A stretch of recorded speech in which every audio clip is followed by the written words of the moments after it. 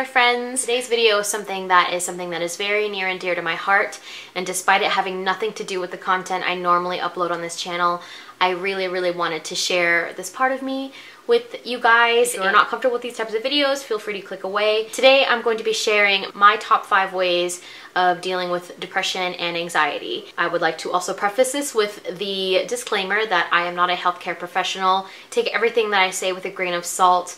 Everyone's experiences and bodies are all different, and what works for me may not necessarily work for you, but these are things that have helped me kind of manage this on a day-to-day basis. So the first tip I want to talk about is pretty simple and pretty self-explanatory, and that is love yourself. And this is actually something I probably struggle with the most. On an internal level, I actually have a hard time balancing being critical of myself in a productive way and just kind of beating myself up and tearing myself down. For me personally, since I struggle with the internal, this is more of an external thing. Drinking more water, eating more vegetables and fruits and things that are going to make your body feel good. I definitely notice that when I juice or incorporate more greens into my diet, that my everything is better. I have more energy, I have a more positive attitude, I'm more able to take on the day. I really do think that 70% of that is from the food that I put in my body. You know, don't deprive yourself of food that you like, because life is short, and if you are someone that really likes ice cream, don't force yourself to stop eating ice cream. Get a thing of Ben and Jerry's and like watch a movie with your friends and do it. I mean, life is short and you definitely deserve those kinds of moments. Definitely don't beat yourself up for wanting those things. If you are suffering from insomnia, I am totally like there for you. I am so sorry, because I am someone who tried everything, like every sleeping pill you could think of. I did the whole NyQuil / ZQuil thing. Benadryl was like my go-to for ages, and that's so terrible for your body. Nothing worked, and if it did, it wasn't like the sleep my body actually needed. It was more so my body just shutting down because it could not function anymore. As someone who was going to college full-time and working part-time and also running a student organization, that was something. If this is something you have a problem with, I am so sorry. One thing that I have found that has proven to be very effective is ASMR. And if you haven't heard of ASMR, it's a really like scientific-y type of word to describe the tingling sensation you feel like in your head when you hear certain sounds. There are certain parts in your brain that are triggered when you hear certain sounds that it makes you feel very soothed, and it can even make you fall asleep. It's not hypnotism or anything crazy like that, but it's just really relaxing sounds that help you sleep. And for me, I love Heather Feather. She is a YouTuber and she is very seasoned in the art of ASMR, and her videos are just incredible. And I also find that her ASMR videos are probably the most approachable, because ASMR itself is a very strange concept, and if you go and watch an ASMR video out of context, not knowing what it is, you probably think, wow, these people are crazy. But seriously, Heather Feather specifically has helped me so many nights where I just could not turn my brain off and relax.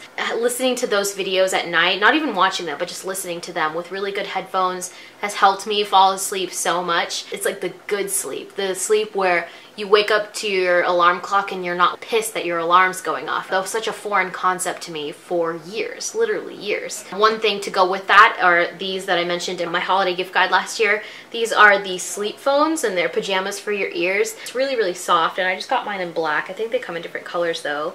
And basically they have little speakers on the sides right here. I don't know if this is technically backwards, but this is how I wear them. I literally put them over my eyes, so I'm like forced not to look at anything. I sleep like a baby. It's amazing, and I just wish I could go back in time and give myself these tools, because I cannot tell you how many frustrated nights that I had just rolling around in bed, running through things in my head, thinking about how terrible my life is and how incompetent I am. And it's hard. It's really difficult, and honestly, getting a good night's sleep and treating your body well with foods that are good for it will really make a world of a difference and help you at least get to a place where you can begin to tackle whatever issues you are having. And then number 2 is surround yourself with good people. One of the biggest triggers for my anxiety has been toxic friendships. And I'm talking about the friend that you talk to and they just don't make you feel good. Like whether it be like how they conduct themselves around you or with other people,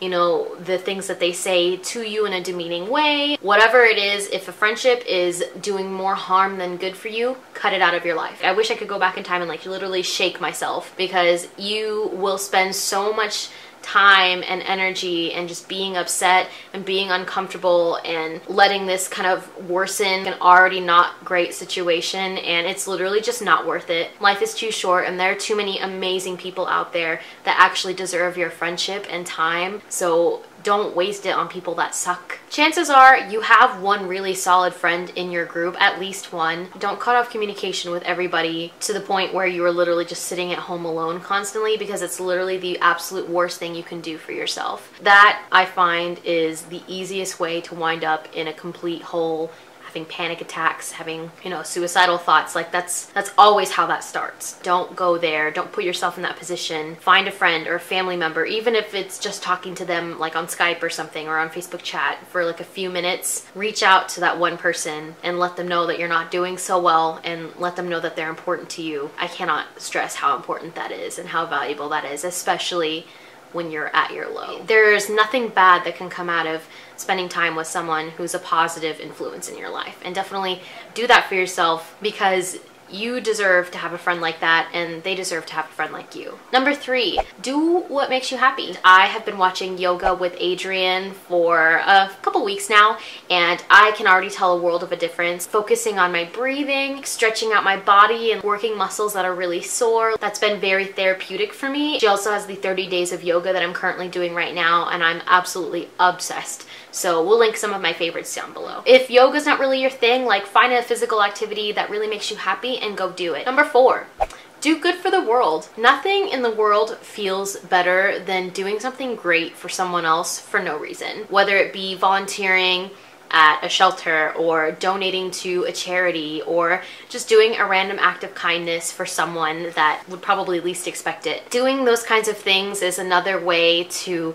you know, give out, you know, good vibes into the world, and definitely pass on that good karma, but also something that will warm your heart, because you are capable of doing something good in this world. And I think that's just a nice reminder that you have the capability of impacting the world, even if it seems like in such a minuscule way. You can completely change someone's day. That day may have been absolutely terrible for them, or they may have been in a really low point in their life, and you could have literally just completely turned that around for them. That can have a total domino effect in the most positive way for them. And the fact that you yourself have the power to do something like that and to influence someone in that way, I think that's very, very special. I think if everyone did something nice for someone way more often than they do now, then the world would definitely be much better off. You know, not everyone has like the financial ability to do certain things for other people, but get creative with it. If you have a talent of some sort, use that as a service to provide for someone who could really use that. And then number 5 is learn from others. For me, I learn from people online.